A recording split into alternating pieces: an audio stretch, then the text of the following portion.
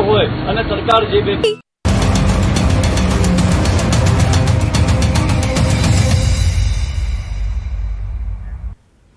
પશ્ચિમ બંગાળના બેરકપુરમાં પીએમ મોદી જાહેર સભા યોજે તે પહેલા રેલીનું મેદાન જનમેદનીથી ખીચોખીચ ભરાઈ ગયું છે। બેરકપુર રેલીમાં પીએમ પહોંચે તે પહેલા હેલિકોપ્ટરથી મેદાનની આ તસવીર લેવાઈ છે અને જ્યાં આપ જોઈ શકો છો કે આખું મેદાન લોકોથી ઉભરાઈ ગયું છે। અહીંયા પીએમ મોદી પ્રત્યેનો પ્રેમ જોવા મળી રહ્યો છે અને જાણે એવું લાગી રહ્યું છે કે સત્તા પરિવર્તન માટે લોકો અહીં એકઠા થઈ રહ્યા હોય। તો પીએમ મોદી જે વાત કરે છે તેના પર વિશ્વાસ રાખી અને લોકો અહીં એકઠા થઈ રહ્યા છે।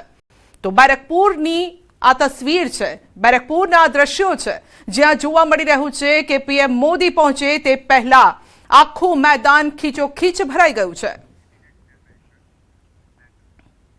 વડોદરામાં પોલિટેકનિક કોલેજ ખાતે કોર્પોરેશન ચૂંટણી માટે મતગણતરી હાથ ધરાશે। મતગણતરી કેન્દ્ર પર પોલીસનો ચુસ્ત બંદોબસ્ત ગોઠવાયો છે।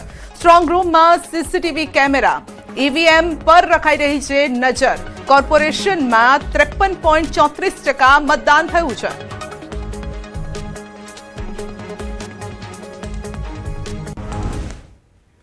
ગઈકાલે શાંતિપૂર્ણ માહોલમાં મતદાન પૂર્ણ થયા બાદ તમામ જે ઈવીએમ છે તે પોલિટેકનિક કોલેજ ખાતે લાવવામાં આવ્યા છે અને અત્યારે સીધા દ્રશ્યો જે છે તે વડોદરા પોલિટેકનિક કોલેજના જોઈ શકાય છે કે આવતીકાલે જે છે તે અહીંયા મતગણતરી જે છે તે હાથ ધરવામાં આવનાર છે અને સ્ટ્રોંગ રૂમમાં સીસીટીવી કેમેરાથી આ તમામ જે ઈવીએમ મશીન છે તેના પર નજર જે છે તે રાખવામાં આવી રહી છે। વડોદરાના મતદાનની વાત કરીએ તો વડોદરા મહાનગરપાલિકાનું જે મતદાન જે છે તે 53.34% જેટલું થયું હતું અને 74 બેઠક પર 258 ઉમેદવારોનું ભાવિ જે છે તે ઈવીએમમાં જે છે તે સીલ થયું છે। ત્યારે મતગણતરી કેન્દ્ર પર કયા વોર્ડની મતગણતરી કયા રૂમમાં થશે તે જાણકારી સહિતની તમામ પ્રકારની જે માહિતી જે છે તે મૂકવામાં આવી છે અને તમામ પ્રકારના તકેદારીના પગલાં લેવામાં આવી રહ્યા છે। ત્યાં પોલીસનો ચુસ્ત બંદોબસ્ત જે છે તે અહીંયા ગોઠવવામાં આવ્યો છે અને મેં કીધું પ્રમાણે કે તમામ જે ઉમેદવારો છે તેમનું ભાવિ જે છે તે ઈવીએમમાં કેદ થયું છે। આવતીકાલે જે પેટીઓ ખુલશે અને ત્યારબાદ કેવા પ્રકારનું પરિણામ આવે છે તેના પર સૌ કોઈની નજર જે છે તે રહેલી છે। હાર્દિક દીક્ષિત, ન્યૂઝ 18 ગુજરાતી, વડોદરા। જામનગરમાં સ્થાનિક સ્વરાજની ચૂંટણીનું મતદાન પૂર્ણ થતા મતદારોએ આપેલ જનાદેશ ઈવીએમમાં સીલ થયો।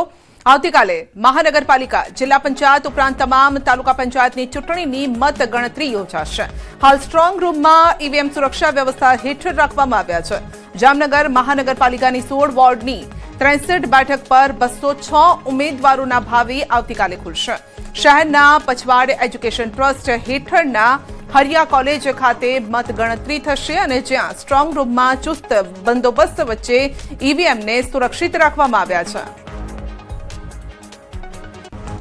સમગ્ર ગુજરાતમાં સ્થાનિક સ્વરાજ્યની ચૂંટણી પૂર્ણ થતા મતદારોએ આપેલ જનાદેશ છે તે ઈવીએમમાં સીલ થયો છે અને ઉમેદવારોના ભાવિ છે તે હાલ ઈવીએમમાં સુરક્ષા વ્યવસ્થા હેઠળ રાખવામાં આવ્યા છે।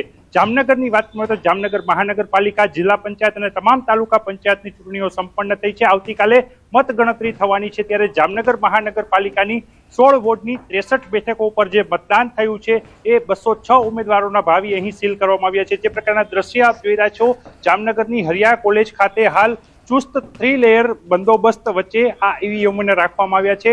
કાલે અહીં સવારથી જ મતગણતરી થશે। 2.5 લાખથી વધુ મતદારોએ જે પોતાનો જનાદેશ આપ્યો છે એ જનાદેશ ઈવીએમમાં અહીં કેદ કરવામાં આવ્યો છે। હાલ સુરક્ષા વ્યવસ્થા હેઠળ ઈવીએમઓ છે તે રાખવામાં આવ્યા છે। અહીં 3 લેયર સુરક્ષા છે તે પણ જોવા મળી રહી છે। ખાસ કરીને જે મતદારોએ જે મતદાન કર્યું છે એ મતદાનના ઈવીએમ છે તે એસઆરપી જવાનોની સુરક્ષા નિગરાણી હેઠળ છે। તો બારે પણ પોલીસનો ચુસ્ત બંદોબસ્ત છે। રાઉન્ડ ધ ક્લોક 150 થી વધુ જે સુરક્ષા કર્મીઓ છે તે હાલ અહીં તૈનાત કરાયા છે અને આવતીકાલે સવારે ચુસ્ત બંદોબસ્ત વચ્ચે શાંતિપ્રિય વાતાવરણમાં મતગણતરી છે તે યોજાવા માટે તંત્રએ પણ તમામ તૈયારીઓ પૂર્ણ કરી છે। કિંજલ કારસરિયા, ન્યૂઝ 18 ગુજરાતી, જામનગર। સ્થાનિક સ્વરાજની ચૂંટણીનું આવતીકાલે પરિણામ રાજકીય વિશ્લેષક પ્રશાંત ગઢવી આપી છે પ્રતિક્રિયા। મતદાનની ટકાવારીના આંકડા હજુ આવી રહ્યા છે। એસઆઈઆર પછીની આ પહેલી ચૂંટણી ભાજપને ફાયદો કરાવશે। નીરસ મતદાનને જોતા રાજકીય પક્ષો મતદારોને બહાર કાઢવામાં નિષ્ફળ રહ્યા। કોંગ્રેસના ઉમેદવારોની નિષ્ક્રિયતા વધુ દેખાય છે। અમદાવાદમાં 48માંથી 35 વોર્ડમાં ભાજપ મજબૂત છે। ઓછું મતદાન સામાન્ય રીતે ભાજપની લીડ વધારતું હોય છે। ઇલેક્શન કમિશનના આંકડા ઓફિશિયલી બીજે દિવસે 11 વાગ્યા પછી આપણી પાસે આવતા હોય, 12 વાગ્યા પછી એ પ્રમાણે આંકડા જે આવે છે, હવે SIR થયા પછીની આ પહેલી ચૂંટણી, એક તો ગરમીની વાત હતી, બીજું રાજકીય પક્ષો ક્યાંક ને ક્યાંક હજી પણ મતદારોને બહાર કાઢવામાં થોડા નિષ્ફળ નીવડ્યા. ભારતીય જનતા પાર્ટી અમદાવાદની પરિપ્રેક્ષમાં વાત કરીએ તો અમદાવાદના 48 વોર્ડમાં લગભગ 35 કરતાં વધારે વોર્ડ એવા છે જ્યાં ભાજપ ખૂબ જ મજબૂત છે. અમદાવાદ ઝોન 7 LCB સ્ક્વોડને મળી છે મોટી સફળતા, જેમાં રાજસ્થાનના 10,000 ઇનામી 2 આરોપીઓની ધરપકડ કરવામાં આવી. ઉદયપુરના ગેંગવોર થયેલા હત્યાકાંડના વોન્ટેડ આરોપીને ઝડપી પાડવામાં આવ્યા છે. આરોપીઓ સામે પહેલાથી જ લૂંટ, હત્યાનો પ્રયાસ સહિતની કુલ 15 જેટલા ગંભીર ગુના પણ નોંધાઈ ચૂક્યા છે. હાલ પોલીસે બંને આરોપીઓની વધુ પૂછપરછ શરૂ કરીને આગળની કાર્યવાહી હાથ ધરી છે. LCB ઝોન 7ને બાતમી મળી હતી કે ઉદયપુર શહેરમાં ગેંગ વોરમાં થયેલા મૃત્યુમાં 2 આરોપી, એના જો 2 મુખ્ય આરોપી છે એ સરખેજ વિસ્તારમાં ફરે છે. એના તરત જ એક્શન મોડમાં આવીને LCB ઝોન 7એ બંનેના ધરપકડ કરી હતી અને એ બંને આરોપીઓ ઉપર ઉદયપુર સિટી પોલીસે 10,000 હજારના ઇનામ પણ જાહેર કર્યા હતા. એની પૂછપરછમાં માલુમ ચલા કે એને ઉપર 15થી વધારે ગુના છે બંને આરોપીઓ ઉપર.